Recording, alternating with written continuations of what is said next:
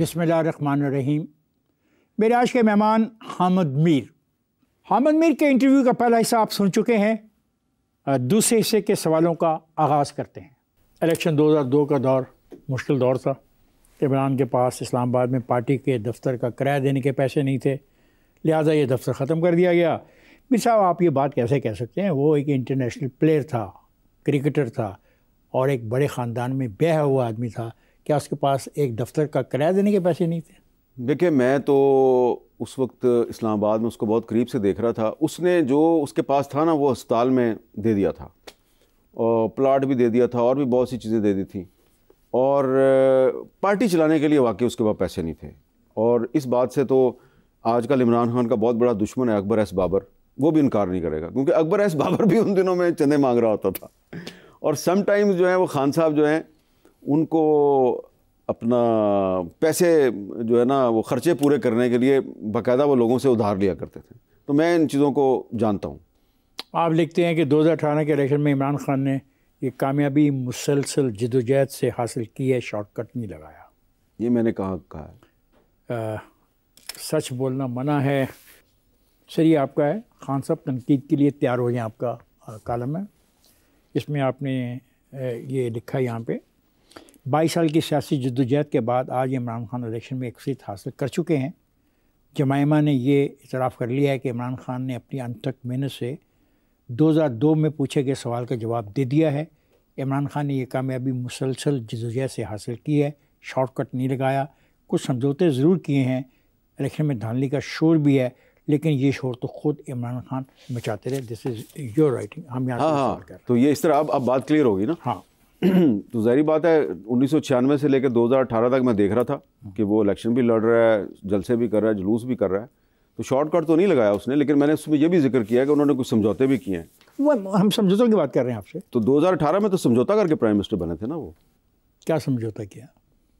समझौता उन्होंने ये किया था कि उनके पास सिंपल मेजॉरिटी नहीं थी और उनको जो इंडिपेंडेंट्स थे वो जहांगीर तरीन के ज़रिए जनरल बाजवा और जनरल फैज़ ने दिए थे, और वो भी मेरे सामने का वाक़या है। नहीं, सुनी सुनाई बात कर रहे हो या इसमें कोई हकीकत? मैं खुद बनी गाला में मौजूद था जब एक मुझे किसी ने बताया कि थोड़ी देर में जो है ना पंजाब गवर्नमेंट और फेडरल गवर्नमेंट के नंबर पूरे होने वाले हैं। नंबर पूरे नहीं ना हो रहे थे खान साहब से, तो मैं दौड़ के बनी गाला पहुँच गया। मेरा क्या इतना ही काम था, मैं उधर जाकर बैठ गया। मैं चाय पीनी शुरू कर दी। अब मैं उधर से उठ ही नहीं रहा। वो कह रहे हैं तुमको कोई और काम नहीं है? मैं कहा नहीं, मुझे और चाय पिलाओ, और चाय। इस दौरान में जनाब देखा कि जहांगीर तरीन साहब जो हैं उन्होंने गले में वो डाला हुआ है पीटीआई का झंडा और 10-15 बंदे उनके पीछे पीछे आ रहे हैं। तो मैं गिनने बनी गाला मैं कहा ओन चौधरी ये एमपी हैं कि एमएनए हैं? तो उसने कहा एक जो है वो कोच में एमपी है, पिछली कोच में एमएनए है। 2 कोचें भर के ले? तो वो जहाज़ में उनको लाया गया था। नहीं, जहाज़ में लाए, 2 कोचें ले गए? 2 कोचें भर के ले आए वो, और इधर भी पूरे कर दिए नंबर उसके, कौमी असम्बली में भी, और उधर भी पूरे कर। अब जहांगीर तरीन साहब को तो मैं बड़ा पुराना जानता हूँ ना, तो मैंने फिर जब तरीन साहब जा रहे थे तो मैं आगे हुआ, मैं कहा तरीन साहब अस्सलाम वालेकुम, आपने अपनी असाइनमेंट पूरी कर दी? हमें देखो, मैंने तो असाइनमेंट पूरी कर दी। असाइनमेंट से क्या मुराद है आपकी? अब देखिए ना, वो मैंने उसको कहा असाइनमेंट पूरी कर दी और उसने क्रेडिट ले लिया। ये भी नहीं पूछा कि असाइनमेंट से क्या मुराद है। मैं आपसे पूछूं, आप किस असाइनमेंट के हवाले? असाइनमेंट उनको दी होगी ना, जनरल बाजवा ने या फैज साहब ने दी होगी। हमें इमरान खान का हशर नवाज शरीफ से मुख्तलिफ नहीं होगा, आपने लिखा। ये बात आपने उस वक़्त कही जब इमरान खान इक़्तिदार में थे। इमरान खान के हशर का अंदाज़ा उनके किस मखसूस अमल की बिना पर आपने लगाया? मैंने इमरान खान साहब के अंजाम के बारे में सिर्फ लिखा नहीं, बल्कि उनको मिल के बताया। जिस दिन जनरल बाजवा ने मेरे समेत 3-4 सहाफ़ियों को आर्मी हाउस में बुला के, कौन कौन थे सहाफ़ी? छोड़े ना अब बेचारे, वो अगर नहीं नाम बेचारे हैं वो, यानी जिनको जनरल बाजवा बुलाए वो बेचारे हैं? आप बेचारे लोगों में से? वहाँ मालिक साहब थे, काशिफ अब्बासी साहब थे और नदीम मलिक साहब थे, ठीक है। तो उन्होंने अजीब बहुत सी वहाँ पे बातें की। उसमें जब उन्होंने कहा ना काजी फाइज ईसा जो है ये ठीक आदमी नहीं है, ये जनरल बाजवा ने कहा, हाँ, और इसके ख़िलाफ़ हमें आपकी मदद चाहिए, तो मैंने उनको कन्फ्रंट किया। मैं काजी फाइसा को नहीं जानता था, बल्कि मैं उसका क्रिटिक था उस वक्त भी, क्योंकि काजी फाइसा ने as chief justice Balochistan high court ऐसे फैसले किए जिससे मीडिया को बहुत नुकसान हुआ। लेकिन मैंने बाजवा साहब को कहा कि जी ये वो जज है कि मेमो गेट कमीशन की रिपोर्ट में इससे पीपल्स पार्टी नाराज़ हुई, कोयटा में जब बम धमाका हुआ उसकी इसने इंक्वायरी रिपोर्ट लिखी तो इससे नून लीग नाराज़ हो गई, फैज़ाबाद धरना केस में इस आदमी से आप नाराज़ हो गए हैं, तो आप इसके क्यों ख़िलाफ़ हैं? उन्होंने कहा ये ऐसे है, ये ऐसे है। मैंने कहा जी मुझे लगता है कि आप इसलिए ख़िलाफ़ हैं कि फैज़ाबाद धरना केस की जजमेंट में इसने ISI का और फ़ौज का जो रोल है उसको क्रिटिसाइज़ किया है, तो ये आप काम ना करें। मीटिंग जब हमारी कंक्लूड हो रही थी, काफ़ी लेट नाइट चलती रही, तो कहा गया जी कि सुबह आपकी प्राइम मिनिस्टर से मीटिंग है और आप प्राइम मिनिस्टर को बताएंगे कि ये बंदा ठीक नहीं है। एक ये भी इशू था और एक उस्मान बुज़दार। कौन बंदा ठीक नहीं? काजी फाइसा ठीक बंदा नहीं है। आप चारों से ये तवक्को कर रहे थे जनरल बाजवा कि आप प्राइम मिनिस्टर को जाके ये बताएंगे। हाँ, अच्छा, जब मैं अब निकल रहा हूँ तो मुझे और बुज़दार के बारे में क्या राय है? बुज़दार करप्ट है, पैसे खाता है और इमरान खान जो है उसको चाहिए उसको निकाल दे। इस इशू पे हम उससे इत्तेफाक करते थे। जब उन्होंने ये कहा, बल्कि बाजवा साहब के पास कोई वीडियो भी थी वो भी दिखा रहे थे वो, तो मैंने कहा जी कि ये हमारा काम नहीं है कि हम जाके वज़ीर आज़म से कहें कि तुम्हारा चीफ मिनिस्टर करप्ट है, ना ही ये आपका काम है। ये प्राइम मिनिस्टर जो जाने और उसका चीफ मिनिस्टर जाने। हाँ, हम ये तनकीद कर देंगे, ये वीडियो आप मुझे फॉरवर्ड कर दें, मैं इसको इन्वेस्टिगेट करूँगा। उन्होंने वो फॉरवर्ड नहीं की। जब हम निकल रहे थे तो मुझे कहा गया जी कि कल सुबह आपकी 10 बजे मीटिंग है। अब उस वक्त रात का 1:30-2 बजा हुआ। ये किसने आपको पैगाम दिया? उनके साथ जो स्टाफ के लोग थे। प्रेसिडेंट नहीं, आर्मी चीफ के स्टाफ ने आपको बताया कि आप कल मिल रहे हैं? कल मिल रहे हैं। अच्छा, हम चुप करके बाहर आ गए। बाहर आके मैंने काशिफवासी से कहा भाई मैं तो नहीं जाना प्राइम मिनिस्टर को। उन्होंने कहा ठीक है, तुम भी फ़ोन बंद कर दो मीर साहब, तो मैं भी फ़ोन बंद कर। अब हम दो पक्के हो गए कि जी हम तो नहीं जा रहे। हम घर जाके सो गए, फ़ोन बंद कर दिया। और सुबह उठे तो जब मैंने उठा तो मैंने देखा मिस्ड कॉल बहुत आई हुई हैं। यूसुफ बेग मिर्ज़ा, वो उस ज़माने में प्राइम मिनिस्टर के साथ होते थे। तो मैंने कॉल बैक की तो कहते हैं आपने आना था। मैं कहा जी हमने तो नहीं आना था क्योंकि आपके दफ्तर ने तो इतला नहीं की। तो उन्होंने कहा किसी और दफ्तर ने भी इतला नहीं सी की थी। मैंने कहा जी कौन से दफ्तर ने? उन्होंने कैका लगा दिया। उन्होंने कहा कोई भी नहीं आया। वो तो ठीक है, लेकिन आपका ये जो ऑब्जर्वेशन है ये तो अब इमरान खान के हशर सुने ना, मेरी बात तो सुन लें। हाँ, अब मैंने कॉलम लिख दिया, जंग में कॉलम छप गया कि काजी फाइसा के खिलाफ साजिश हो रही है। अभी रेफरेंस नहीं आया उसके खिलाफ, मैंने कॉलम लिख दिया इसके खिलाफ साजिश होने लगी है। तो कॉलम जब छप गया तो मुझे इमरान खान साहब ने बुला लिया। अच्छा, आपको पता है वो उर्दू कॉलम नहीं पढ़ सकते, उनको वजह मुझे नहीं पता, वो उनको बताया जाता है, उस वक्त तो नहीं पढ़ सकते थे। तो मैं गया तो उनके सामने ना फाइल पे मेरे कॉलम की समरी पड़ी हुई थी, कॉलम की कटिंग लगी हुई थी, अंग्रेज़ी में 6 लाइनों की समरी भी थी। तो मुझे कहते हैं यार तुमने लिखा है कि मैं काजी फाइसा के ख़िलाफ़, मैंने तो कुछ नहीं करना, मेरे पास टाइम ही नहीं है, मैं इकॉनमी जो है उसको संभालूं या मैं जजों से लड़ूं। तो मैंने कहा जी आपको ये तो पता ही होगा ना कि फिर इस जज के ख़िलाफ़ आपको कुछ कहा जा रहा है। तो मुस्कुराए और उन्होंने कहा कि मैं तुम्हें एश्योरेंस देता हूँ हामिद, मैं तुम्हें गारंटी देता हूँ कि मैं काजी फाइसा के ख़िलाफ़ कोई साजिश नहीं करूँगा, मेरी प्रायोरिटीज़ ही और हैं। लेकिन रेफरेंस उसी ने भेजा। ठीक है, 3-4 दिन गुजरे, मैं अपना बड़ा सेटिस्फाई होकर वापस आ गया। 3-4 दिन गुजरे तो मुझे जनाब एक फ़ोन आया कि जी काजी फाइसा के ख़िलाफ़ एक रेफरेंस फ़ाइल हो गया, किसी जर्नलिस्ट ने किया है, आपको कॉपी चाहिए? मैं कहा हाँ जी भेज दें। कॉपी आई, मैंने फिर कांटेक्ट किया, उन्होंने कहा जी वो यार असल में क्या करते हैं जी, प्रेशर ही बहुत था। तब मैंने कहा इमरान खान गया कि इमरान खान जो है उसको डिक्टेट किया जा रहा है कि तुमने जजों से लड़ना है, तुमने मीडिया से लड़ना है, तुमने इससे लड़ना है, तुमने उससे लड़ना है।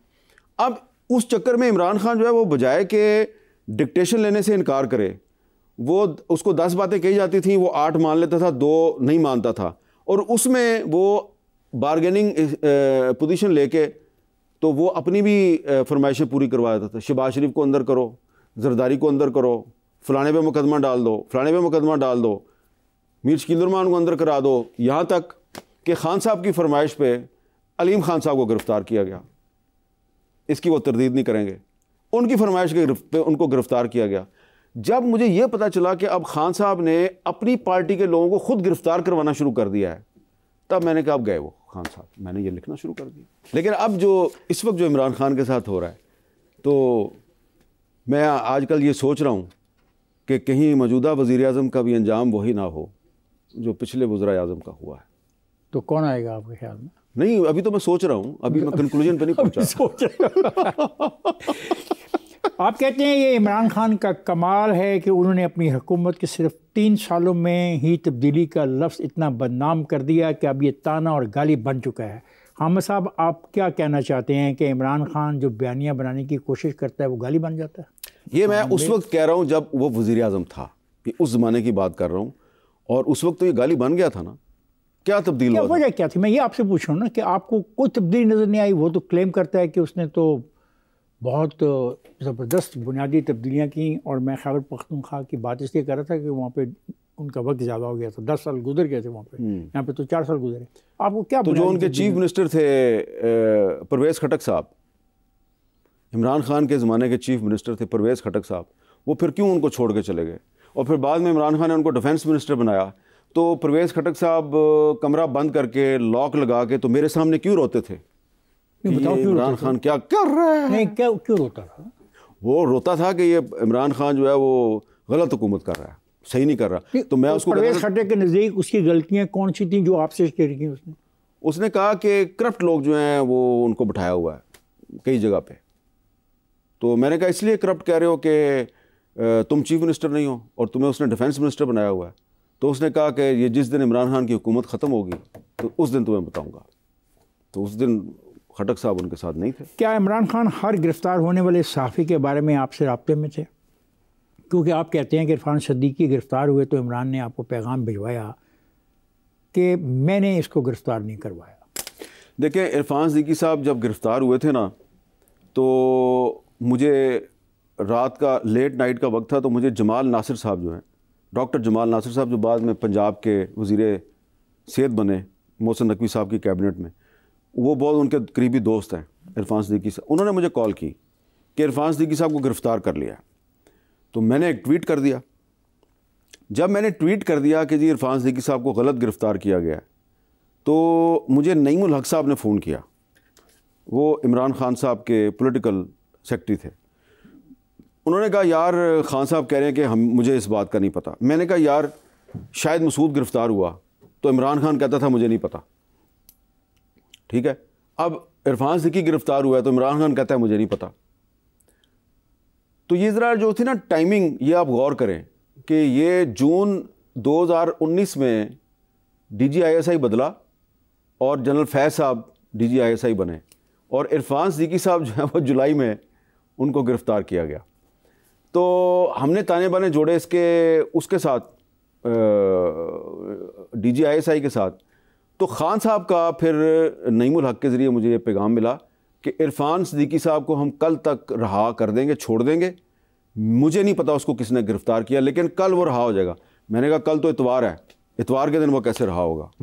लेकिन इतवार के दिन इरफान सदीकी साहब रहा हो गए। तो फिर ये कहना ठीक है कि हर सहाफ़ी की गिरफ़्तारी के बारे में आपसे नहीं, हर राब्ता करते थे वो? देखे ना, मैं रौला बोल डालता था ना। मैं सीधी सी बात है कि सहाफ़ी गिरफ़्तार हो जाए, उसको अगवा कर लिया जाए तो मैं शोर बहुत डालता हूँ। तो ज़ाहिरी बात है जो जिस पे इल्ज़ाम लगता है, अगर वो वज़ीर-ए-आज़म है मुल्क का, तो वो फिर कोशिश तो करेगा ना मुझे बताने की यार ये नहीं, हमने नहीं किया ये। क्या ये हकीकत है कि तहरीक तालिबान पाकिस्तान के साथ मुज़ाकरात और मुआहदा इमरान खान और जनरल बाजवा ने मिलकर किया और सज़ा याफ्ता मुजरम मुस्लिम खान को सदर आरफ अलवी से माफ़ी दिलवाई? ये तो एक बहुत बड़ी हकीकत है। सिर्फ मुस्लिम खान नहीं, महमूद खान भी, 2 आदमी थे। दोनों को सज़ाए मौत हुई थी और दोनों के ख़िलाफ़ गवाही नहीं मिलती थी। तो फिर जो है स्वात के जो लोग हैं उन्होंने हिम्मत पकड़ी और गवाह आए और उन्होंने आके बताया जी कि इसने मुस्लिम खान ने किस किस को मारा है। तो उसको एक केस में सज़ाए मौत नहीं हुई थी, उसको 2-3 केसों में सज़ाए मौत हुई। और उसके बाद जब मुज़ाकरात शुरू हुए तो मुज़ाकरात में मुझे ये पता चला कि जी एक शर्त आ गई है कि जी इनको रहा किया जाएगा, मुस्लिम खान को और महमूद खान को, और कुछ और 100 बंदों की लिस्ट है। इसमें कोई शक नहीं है कि जो मुस्लिम खान और महमूद खान हैं, इन्होंने बहुत से बेगुनाह लोग, मासूम लोग, उनको मारा। और उसको फिर आरिफ अलवी साहब जो हैं, उनके सदारती इख्तियार को इस्तेमाल करते हुए इनको जेल से निकाल दिया गया, और अब पता नहीं वो कहाँ। अच्छा, मुझे बताओ मुज़ाकरात की नोयत क्या थी? मुज़ाकरात की नोयत का मुझे नहीं पता। वो जनरल फैज़ साहब कर रहे थे एज़ DG ISI भी, और फिर एज़ कोर कमांडर पेशावर भी। और वांटेड लोग जो रियासत पाकिस्तान को पाकिस्तानी फ़ौज के जवानों और अफसरान की शहादत में रिक्वायर्ड हैं, जो वांटेड मुल्ज़मान, उनसे जाके फैज़ साहब जो हैं वो काबुल में उनके साथ बैठ के मुज़ाकरात कर रहे थे। मैं कैसे मान लूँ कि आपको ये इल्म नहीं कि मुज़ाकरात की नोयत क्या थी? मुज़ाकरात की नोयत ये थी कि ये चाह रहे थे कि हम अफ़गान तालिबान जो हैं वो, उनको ये जब फोर्स करते थे कि आप इनको हमारे हवाले करें, तो वो कहते थे जी आप इनके साथ मामला सेटल करें। आप कहते थे कि नहीं, हम इनसे मामला कैसे सेटल करें, इन्होंने तो हमारे बंदे मारे हैं, तो ये तो वांटेड हैं। और तो वो उल्टा कहते थे कि जो तुम्हारे पास जेलों में है ना लोग, उनको भी छोड़ो। तो अब तो ये स्टेट को चाहिए था ना कि उनके साथ इस तरह की मुज़ाकरात करती कि कम से कम जो लोग अदालतों से सज़ा याफ्ता है, देखें उसके लिए कितनी बड़ी एक्सरसाइज की गई कि पार्लियामेंट से फ़ौजी अदालतों का कानून पास करवाया गया, फ़ौजी अदालतों में इनको पेश करवाया गया, गवाह नहीं आ रहे थे, गवाह आए, और फिर पूरा एक प्रोसेस चला, उनको सज़ा हुई। लेकिन जनरल बाजवा ने और जनरल फैज़ ने इमरान खान से भी अप्रूवल ले ली, और प्रेसिडेंट आरिफ अलवी साहब। वो तो आपने लिखा। मैं आपसे पूछूं, क्या मकसद क्या था उन लोगों को वापस यहाँ पे लेके आने का? क्योंकि अब जो कुछ हो रहा है वहाँ के मुकामी तो ये कहते हैं कि अगर ये लोग वापस ना आते तो बड़ा पुरअमन इलाका हो गया था। अब पता नहीं क्या इंस्टेबिलिटी फैलाना चाह रहे थे, लेकिन मुझे नहीं लगता कि इमरान खान साहब जो हैं वो चाह रहे थे कि TTP के ज़रिए पाकिस्तान में इंस्टेबिलिटी फैले। मे भी जनरल बाजवा साहब का कोई अपना प्लान था, वो चाह रहे थे कि इनको वापस बुला के दोबारा डिस्टेबलाइज करके तो जो उनका असल मंसूबा है था उस पर अमल दरामद करवाया जाए। ख्वाजात, मैं जा रहा हूँ ब्रेक पर, जाएगा नहीं, हमारे साथ रहिए, गुफ्तगू का सिलसिला हामिद मीर से जारी रहेगा।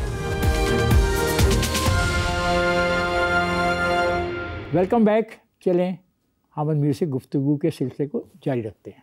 क्या कश्मीरी रहनुमा सैयद अली शाह गिलानी ने करतारपुर राहदारी की मुखालफत की थी? बिल्कुल की थी।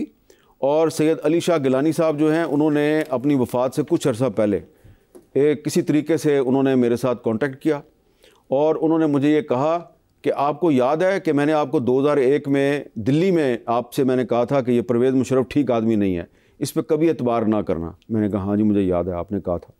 उन्होंने कहा ये जो जनरल बाजवा है ना, ये परवेज़ मुशर्रफ का भी बाप है, और इस पर भी कभी एतबार ना करना, ये हमें बेचने पे तुला हुआ है। वो राहदारी के ख़िलाफ़ क्यों थे? वो ये राहदारी के ख़िलाफ़ नहीं थे। हाँ। वो ये कहते थे कि जो 5 अगस्त 2019 को हुआ, 5 अगस्त 2019 को हुआ, इसका पाकिस्तान के बाख्तियार लोगों को पहले से पता था, ये उनका एक मौक़िफ़ था। और इसकी तस्दीक जो है वो उस वक्त की जो आज़ाद कश्मीर की हुकूमत थी उसमें शामिल बहुत से लोगों ने भी की कि ये इनको पहले से पता था। और फिर अली गिलानी साहब जो हैं वो उनके सब्र का पैमाना लबरेज़ हुआ जब फरवरी 2021 में हुकूमत पाकिस्तान ने जो है वो भारत के साथ लाइन ऑफ कंट्रोल पे एक सीज़ फायर का मुआहदा किया। तो गिलानी साहब ने कहा कि भाई जब 5 अगस्त 2019 हुआ तो आपने कहा कि मोदी हिटलर है, तो अब आपने उसी हिटलर के साथ सीज़ फायर का मुआहदा किया, ज़रा थोड़ा सा हमें भी बता दो कि गेम क्या चल रही है तुम्हारी। तो अली शाह गिलानी साहब ये समझते थे कि जो करतारपुर राहदारी के वो ख़िलाफ़ नहीं थे, वो ये कहते थे कि ये यकतरफ़ा इक़दामात हो रहे हैं, यानी कि हमें कोई रिलीफ नहीं मिल रही, हमें हमारे बंदे गिरफ़्तार हो रहे हैं, मारे जा रहे हैं, हम पे रिस्ट्रिक्शंस हैं, हम पर पाबंदियाँ हैं, लेकिन पाकिस्तान जो है वो इंडिया को रिलीफ दिए जा रहा है जब से इमरान खान वज़ीर आज़म और बाजवा आर्मी चीफ बने। देखिए, इमरान खान ने तो फ्लोर ऑफ द हाउस पे कहा क्या फिर मैं जंग करूं? देखे ना, वो फिर जब अभी वो जो थे अभिनंदन साहब जो हैं, वो जब उनको पाकिस्तान ने गिरफ़्तार कर लिया तो उसके बाद उनको छोड़ भी दिया गया। तो उसके बाद तो चाहिए था ना इंडिया को कि वो अपनी कोई लबो लहजे में तब्दीली पैदा करता, लेकिन कोई तब्दीली पैदा नहीं हुई। लेकिन आपके प्राइम मिनिस्टर ने फ्लोर ऑफ द हाउस पे कहा कि आप जब से जो लोग इंतहा पसंद हैं वो जंग करवाना चाहते थे, वो कहते क्या मैं जंग करूं? जंग नहीं करवाना चाहते थे, लेकिन हम ये कहते थे कि आपने जो इंडिया के साथ बैकडोर डिप्लोमेसी शुरू की, ठीक है, उसके नतीजे में इंडिया ने क्या किया, 5 अगस्त 2019 कर दिया।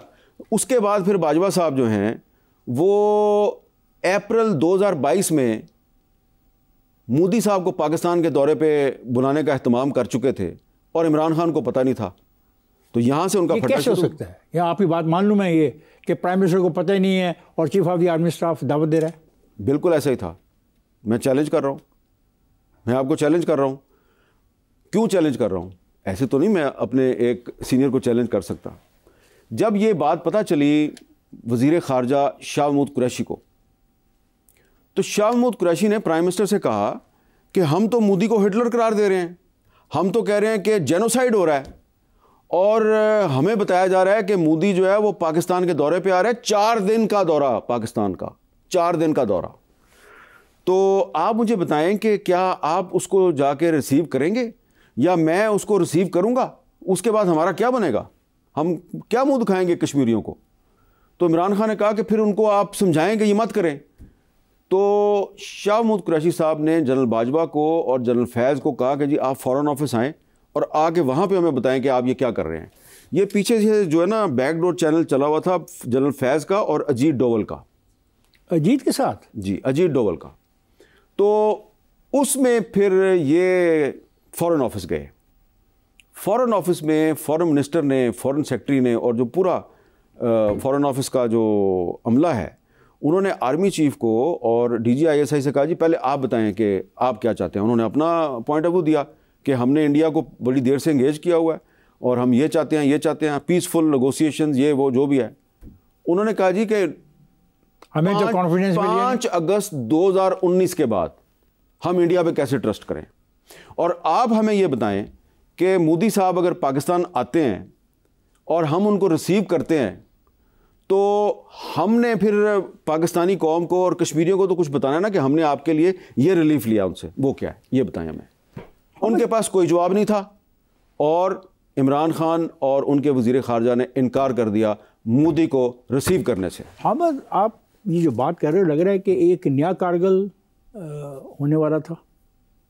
मुझे नहीं पता नया कारगिल होने वाला था। मुझे ये पता है कि इमरान खान पर आप देख लें ना, ये किताब आपके सामने पड़ी हुई है।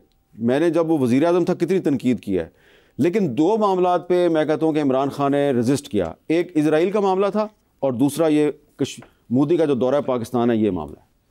आपने अपनी किताब में लिखा, सामने बैठाकर कहा गया खान साहब के फैज़ से पाकिस्तान में सब बदलने वाला है, पार्लिमानी निज़ाम बदल जाएगा, सदारती निज़ाम आ जाएगा और 10 साल हुकूमत करने का मंसूबा भी है। ये किसके हवाले से बात आपने लिखी इस किताब में? और ये जंग में आपका कॉलम भी 28 नवंबर 2022 का। हाँ, 28 नवंबर 2022। और इस किताब में और 29 नवंबर को क्या हुआ था? 29 नवंबर को आर्मी चीफ चेंज हो गया था। वो ठीक है, लेकिन इसका बताएं। हाँ, मैं बता रहा हूं। किसने किसको कहा? ये जनरल फैज़ साहब जो हैं वो बहुत से सहाफ़ियों को कहते थे। आपने लिखा है, फिर एक दिन मेरे 14 तबक रोशन कर दिए गए, मुझे सामने बैठा के कहा गया। अब मुझे नहीं समझ आती आपको सामने बैठा के कहा गया या किसको सामने बैठा के कहा गया। आगे पूरा पढ़ें। पूरा पढ़ते हैं कि खान साहब के फैज़ से पाकिस्तान में सब कुछ बदलने वाला है। अप्रैल 2022 से पहले नया आर्मी चीफ आएगा, फिर कबल अज़ वक्त इंतखाबात होंगे, खान साहब को 2/3 अक्सरियत मिलेगी, फिर पार्लियामेंट से आइनी तरामीम के ज़रिए पार्लियामानी निज़ाम को सदारती निज़ाम में तब्दील कर दिया जाएगा। ये कम से कम 10 साल तक हुकूमत करने का मंसूबा था। जब ये कॉलम का टाइटल है, आपने बड़ा मज़ेदार टाइटल रखा है, खान साहब का फैज़। हाँ, खान साहब का फैज़। जब ये कॉलम छप गया, पहले तो बताएं ये किसने कहा आपको? ये मेरे किसके सामने आप बैठे हुए थे जब ये जो बातें आप भाई जो मुझे कह रहे थे कि आप पर पाबंदी ख़त्म नहीं होगी जब तक कि आप हमारी बात नहीं मानेंगे, ठीक है ना। और तो ये पाबंदी ख़त्म करते वक्त आपसे ये डाला हुआ? ये मेरे से नेगोशिएशंस हो रही थी कि मेरे पे 9 महीने पाबंदी रही ना। ठीक है, नहीं ये डायलॉग जो आपने कोट किया है खान साहब का फैज़, हाँ, ये किसने आपसे ये डायलॉग फैज़ किया? का एक नुमाइंदा था, ठीक है ना, आजकल वो ज़रा हॉट वाटर्स में है, ठीक है ना, शायद मेरा ख्याल है कि वो भी गिरफ्तार है उनके साथ। तो वो मुझे ये कहता था कि ये 10 साल का मंसूबा है। जिस दिन ये कॉलम छपा तो मुझे फिर एक बहुत बड़े पॉलिटिशियन ने फ़ोन किया, उसने कहा ये 10 साल का नहीं भाई, ये 30 साल का मंसूबा। वो पॉलिटिशियन कौन है? वो पॉलिटिशियन अब इस वक्त तो हुकूमत में नहीं है, लेकिन उसने भी इनके साथ ताउन करने से इनकार किया था। तो किस्सा मुख्तसर ये है कि जनरल बाजवा और जनरल फैज़ ये इमरान खान को इस्तेमाल कर रहे थे पाकिस्तान में पार्लिमानी निज़ाम हुकूमत के ख़ात्मे के लिए, और इन्होंने उसको कबल अज़ वक्त इलेक्शन के ज़रिए मेजॉरिटी दिलवानी थी। उसमें एक चीज़ जो है वो मैंने नहीं लिखी शायद इसमें, कि पीपल्स पार्टी को भी इन्होंने फोर्स किया कि तुम इमरान खान का साथ दो, और पीपल्स पार्टी के साथ जब डिटेल्स शेयर हुई तो पीपल्स पार्टी जो है वो भाग गई, क्योंकि पीपल्स पार्टी कहती है कि 18वीं तरमीम हमारी बहुत बड़ी कामयाबी है, हमारा कारनामा है।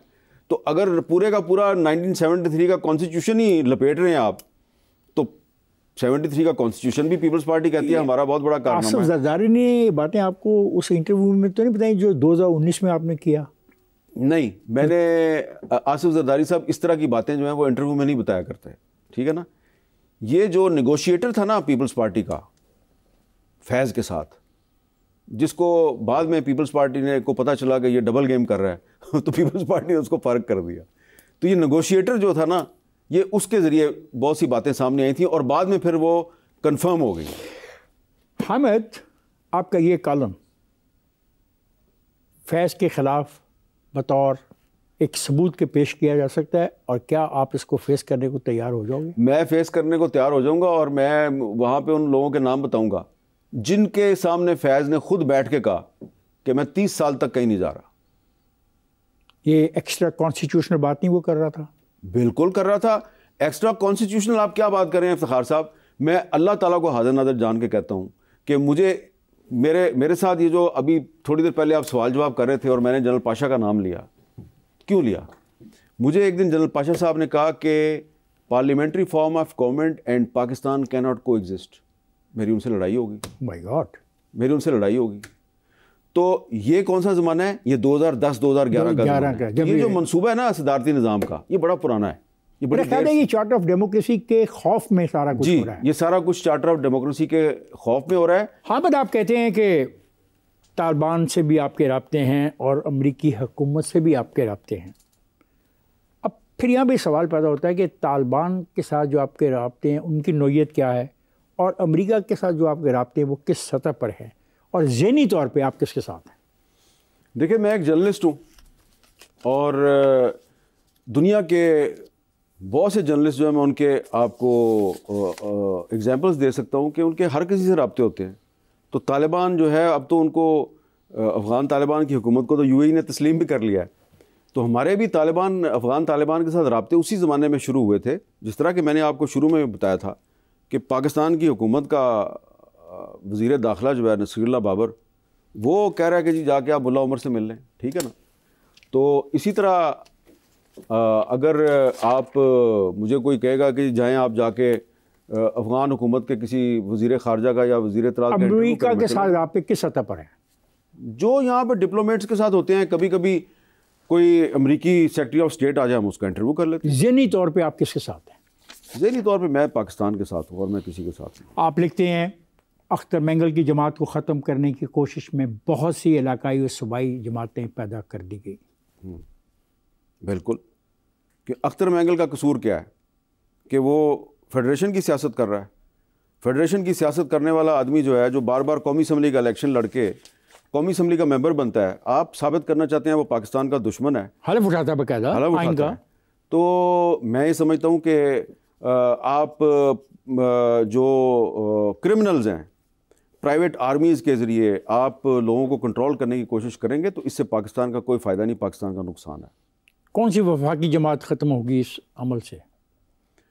आप देखें कि हमने बहुत सी जो वफाकी पार्टियां हैं उनको इसी तरह ख़त्म किया। सबसे पहले हमने एक जो बड़ी वफाकी पार्टी थी नेशनल अवामी पार्टी नैप, उस पर सुप्रीम कोर्ट के ज़रिए पाबंदी लगवा दी। ये कोशिश कौन कर रहा है? एजेंसियां कर रही हैं या कोई पॉलिटिकल विंग कर रहे हैं गवर्नमेंट के? नैप पर पाबंदी जो है वो किसने लगवाई? फ़ौज ने लगवाई। इस्तेमाल किसको किया? पाकिस्तान के सबसे powerful prime minister Zulfikar Ali Bhutto को। फिर भुट्टो साहब का क्या अंजाम हुआ वो आपके सामने है। तो इसी तरह पाकिस्तान में जब ज़ियाउल हक का ज़माना था तो पीपल्स पार्टी को भी इस तरह तोड़ने की कोशिश की गई। उसके बाद फिर मुस्लिम लीग नून को तोड़ने की कोशिश की गई। अब पीटीआई को तोड़ने की कोशिश की जा रही है। अख्तर मैंगल की बात कर रहे हैं। अख्तर मैंगल जो है उसकी पार्टी तो नैब में से निकली है ना, फिर नैब में से निकली, फिर बीएनपी बनी, फिर बीएनपी अवामी, फिर बीएनपी मैंगल। ठीक है ना? ठीक। अहमद, मैं ब्रेक पर जा रहा हूँ। ख्वाजा साहब, मैं जा रहा हूँ, ब्रेक पर जाएगा नहीं, हमारे साथ रहेगा। Welcome back. बात हो रही है अहमद मीर साहब से। आप फिर ये कहना चाहते हो कि प्रोजेक्ट इमरान खान 2011 में उस वक़्त के ISI के सरबराह M शुजा पाशा ने शुरू किया? मैं इसको प्रोजेक्ट इमरान खान तो नहीं कहूँगा, लेकिन अहमद शुजा पाशा ने क्योंकि ख़ुद मुझे कहा कि पाकिस्तान में पार्लिमानी निज़ाम नहीं चलाना चाहिए, तो इसका मकसद यही है कि वो जो भी उनका प्रोजेक्ट था वो दरअसल project presidential form of government in Pakistan था। इमरान खान और उनके दरमियान इमरान खान को इस्तेमाल करने की कोशिश की जा रही थी ना, कि खान साहब ने नए आर्मी चीफ की तकर्री रोकने की हर मुमकिन कोशिश की, यहाँ तक कि बाजवा को चंद माह मज़ीद तोसी देने पर रजामंदी ज़ाहिर कर दी, लेकिन नाकाम हो गए। क्या आपके इल्म में है कि इस संबंध में उन्होंने कहाँ कहाँ राब्ते किए और फिर नाकामी क्यों हुई? सिर्फ एक ही जगह पर राब्ता था। सदर आरिफ अलवी साहब के ज़रिए इमरान खान साहब और बाजवा साहब की 2 मीटिंग्स हुई थी, और उस वक्त तक बाजवा साहब और इमरान खान के दरमियान बहुत फासले पैदा हो चुके थे।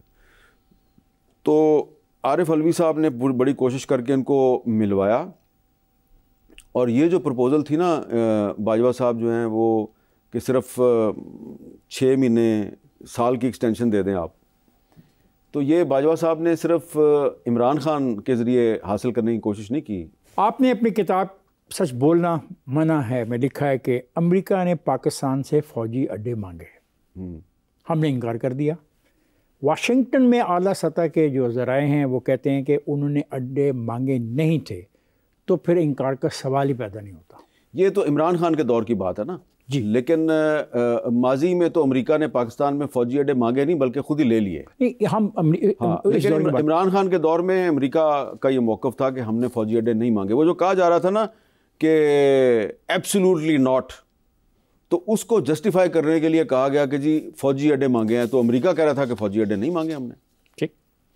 आप अपने काले में लिखते हैं कि हमें अपनी सियासत से नफ़रत और इंतकाम को ख़त्म करना होगा, क्योंकि नफ़रत और इंतकाम की सियासत का अंजाम वही होता है जो हुसीना वाजिद और उनके वालिद के मुजस्समों का हुआ।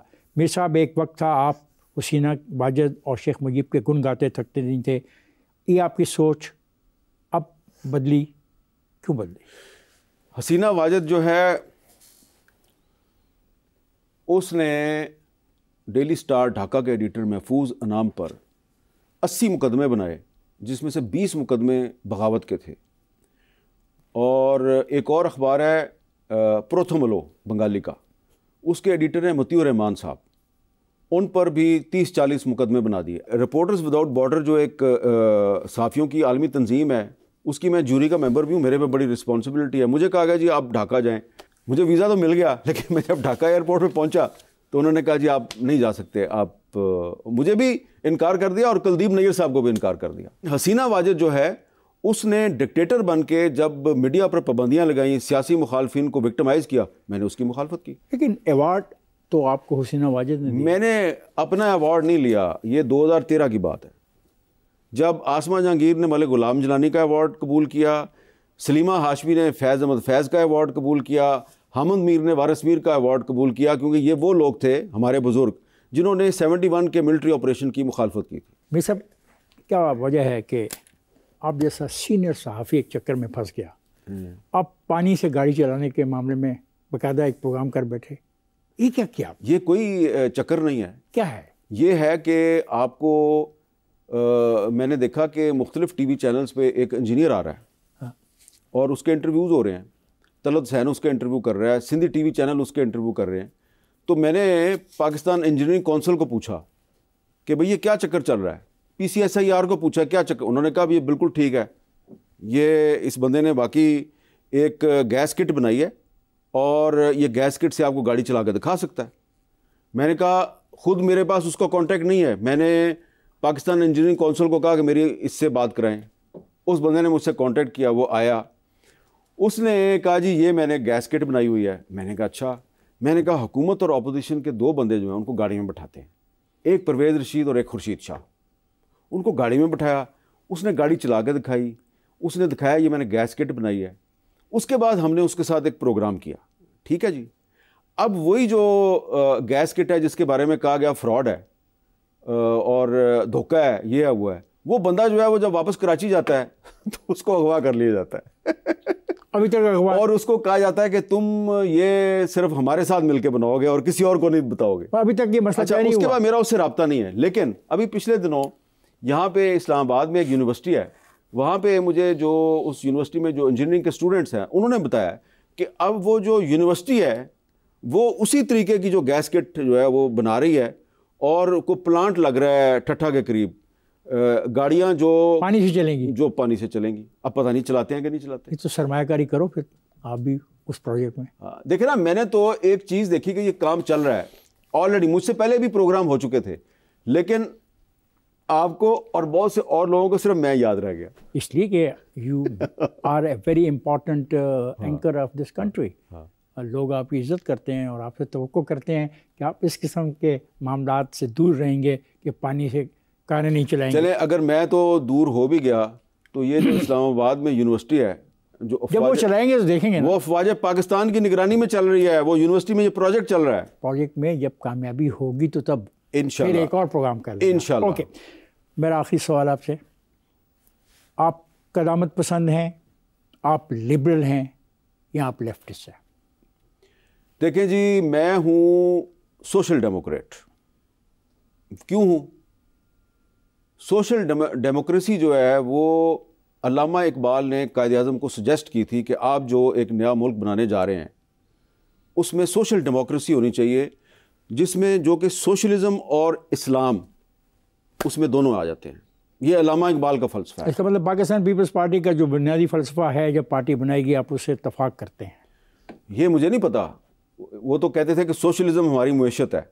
मैंने तो आपको बताया कि अल्लामा इकबाल ने सोशल डेमोक्रेसी को बतौर एक पॉलिटिकल सिस्टम सजेस्ट किया था बानी पाकिस्तान कायद आज़म मोहम्मद अली जिन्ना को, और हमारे वो बुज़ुर्ग जिन्होंने 1973 का आइन बनाया।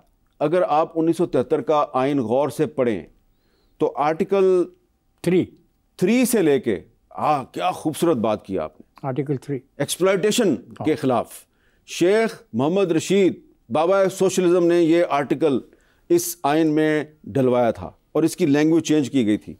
आर्टिकल 3 से लेके आर्टिकल 40, 41, 42 तक आप पढ़ें, सारी सोशल डेमोक्रेसी है कि रियासत जो है उसने मैट्रिक तक बच्चों को मुफ्त तालीम भी देनी है। लेकिन हमारा मीडिया क्यों नहीं बात करता? आप इस पर क्यों नहीं बात करते? आप क्यों बहुत सतही किस्म की गुफ्तगू और बहस इस मुल्क में चलाते हैं? जब मेरे सामने जिस तरह के लोग बैठे होंगे मैं उनसे वैसी बात करूंगा ना। अब ये बात जो है, सवाल आपने किया मुझसे एक बड़ा ही इल्मी सवाल, तो मैंने भी वो जवाब वैसे ही देना ना। अब अगर मैं किसी फेडरल मिनिस्टर के सामने बैठ के कहूँगा कि अल्लामा इकबाल ने कायद आज़म को सोशल डेमोक्रेसी सजेस्ट की थी, तो मिनिस्टर साहब उस वक्त तो चुप रहेंगे। प्रोग्राम ख़त्म होगा, जब मैं उनको छोड़ने जा रहा हूँ कान में पूछेंगे मीर साहब ये सोशल डेमोक्रेसी क्या होती है, तो उसके साथ मैं क्या बात करूँ। हामिद मीर, आपका बहुत बहुत शुक्रिया कि आप प्रोग्राम में तशरीफ़ लाए और हमने बहुत सी बातें की। शुक्रिया।